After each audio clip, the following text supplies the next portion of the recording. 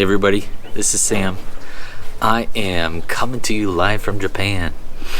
I wanted to give you a little video update, and I'm going to try and move forward with my newsletters coming in a paper form or online email form, but also giving you guys videos throughout the year and a couple, maybe a month. I'm trying to figure it out, but I wanted to give you an update today, and so I'm going to be taking a walk. I'm currently just outside my apartment, and I can give you a little view of what you might see if you came out of my apartment.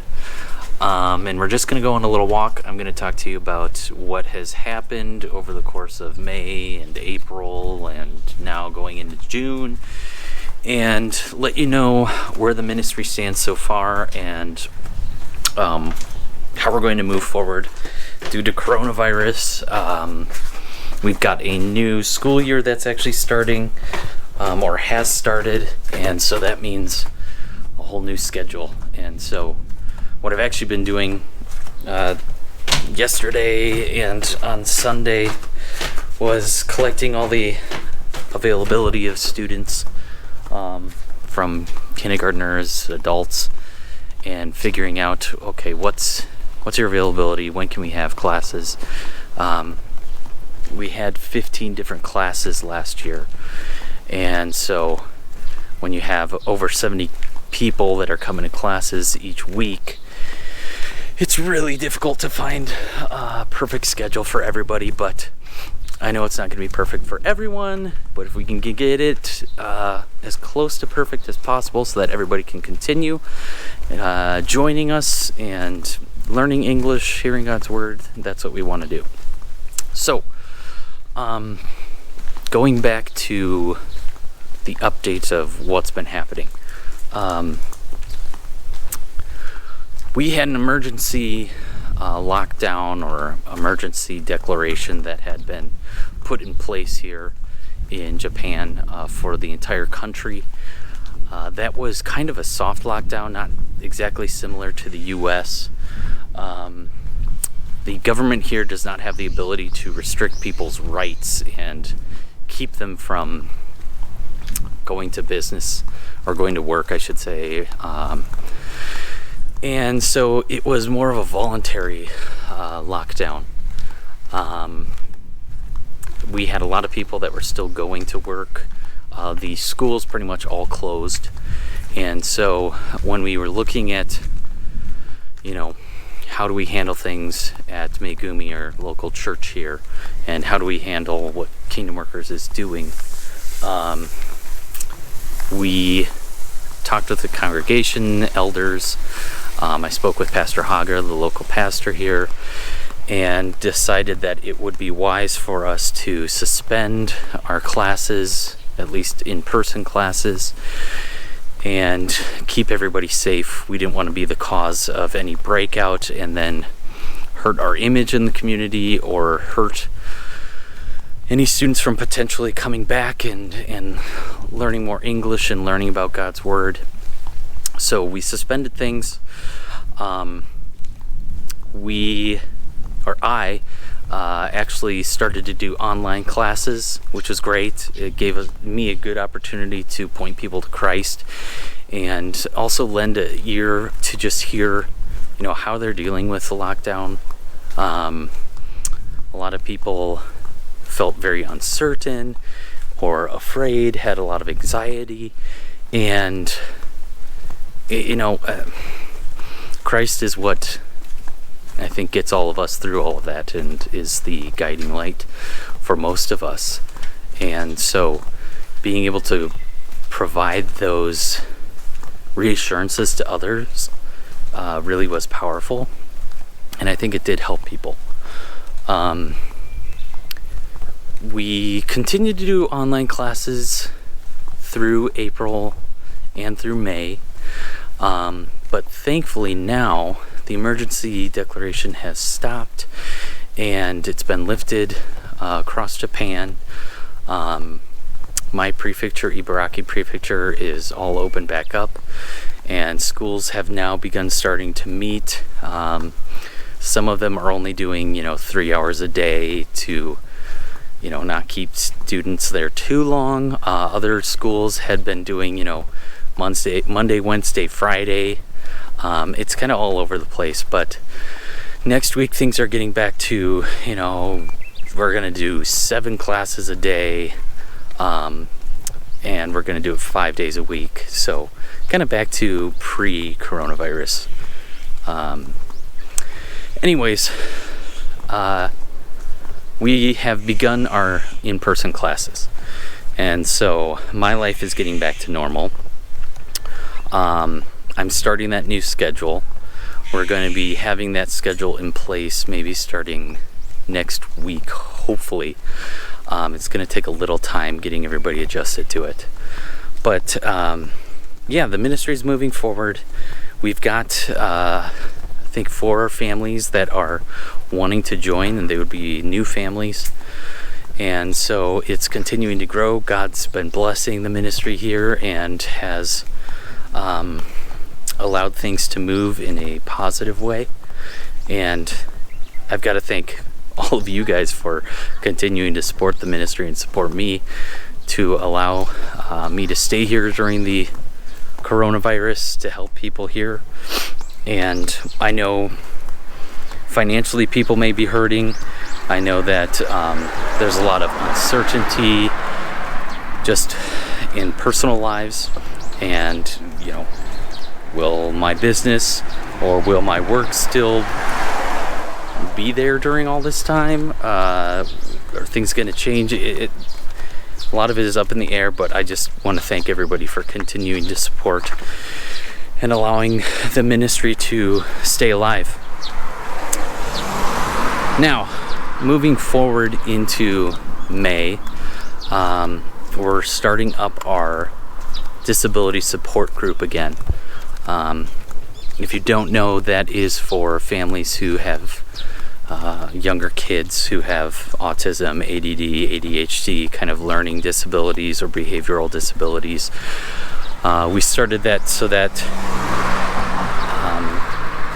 those families could get together and share the issues and problems that they've been having, and also providing childcare during that time. So myself and other volunteers at the church watch the kids, and then the parents all get together, have tea, have time to really share their emotions, share what they're feeling and the problems that they're facing. And Pastor Haga has been doing a devotion with them as well, and pointing it all back to Christ and how he can help. So we're starting that back up again as well. Things to look forward to are Kim Zaphis is going to be coming over and working full-time as a mission worker here in Japan, along with her husband Tyler. Kim is currently in the process. Oh, hold on one second. Across the road. I'll give you a little background on Kim. Kim has a lot of experience with dealing with autism. She's got her master's, she just got another certificate, and helping do therapy for families who have children with autism specifically. So we have hired her. I've been coaching her through MPD, which is Ministry Partner Development, helping her along so that she can be fully funded for her ministry and then come over here to Japan. Right now we're looking to bring her over in July, as long as things open up as far as immigration, and then she's going to be starting a brand new program with the disability side of things. So I'm not exactly sure what that's going to look like. She's the expert on it. I provided her with a lot of information. I think when she comes over, it's going to be a lot of information gathering to start, and a lot of meetings with individuals, schools, doctors, parents, students, and finding out what are the best ways that we can help, and also what are the best ways that we can build a program that's going to reach the largest amount of people. One thing we don't want to do is just provide therapy to 10 family units and only help those 10 family units throughout the year. We want to expand things so that we're able to train or provide help and insights to as many people as possible, so that then we can also share the word with as many people as possible. So I'm really looking forward to that. It's going to be great having another American over here.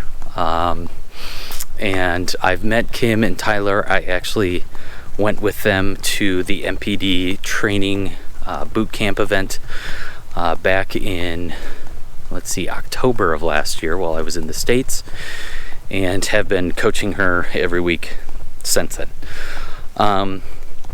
So I'm really looking forward to that. The other things that I've been doing while we had our lockdown have been helping the other mission workers with their ministry partner team, their support team. So we have another new mission worker at Kingdom Workers who's named Kara. She is going into the foster care program, and so she's been building her support network. I've been coaching her through that, helping her build that so that she can start her program. We also have Elise, who is in Chile. She's now become fully funded and can continue her program. And then we had Kess, who was in the foster care program. She is going to be leaving and doing another opportunity. So it's been figuring out, okay, how do we communicate all of that to her support network? And we wish her well on what she's going to be doing next, but we have to find out the best way to communicate that with her donors and letting them know that she's moving on, and how they can continue to support the foster care program if they'd like to do so in the future. So those are a few updates. I know this is a big data dump, but I'm just excited that life is now returning to normal, at least here in Japan. I know that there's a lot of craziness happening in the US, good things and bad things, and I think through all of this we just have to keep our focus on Christ and know that He has the best intentions for all of us, and He's got a plan for us, and we may not understand why things are happening the way they are, but we can trust that it's for a good reason, that He's got what's best in mind for all of us. I think that's it for today. Now I'm in a park near me. It is so nice here. We've had some really hot days, but we've had a really, really nice breeze to make it a little cooler. Maybe about 2 or 3 weeks ago, it was constantly rain. So I'm just glad that I can go out and about, be in the sun, and give you guys a little peek of my neighborhood in Japan and give you an update as well. I will keep you updated as we move forward. Maybe next I will show you one of the classes. Maybe I can bring you along to the high school class on Saturday, or maybe the adult class on Thursday morning. Anyways, it's been great giving you guys updates. I hope to talk to many of you over video chat sometime. And again, just many thanks for your support and allowing this ministry to flourish and allowing God's word to reach the people here in Japan. So thank you, and we'll talk again soon. See ya.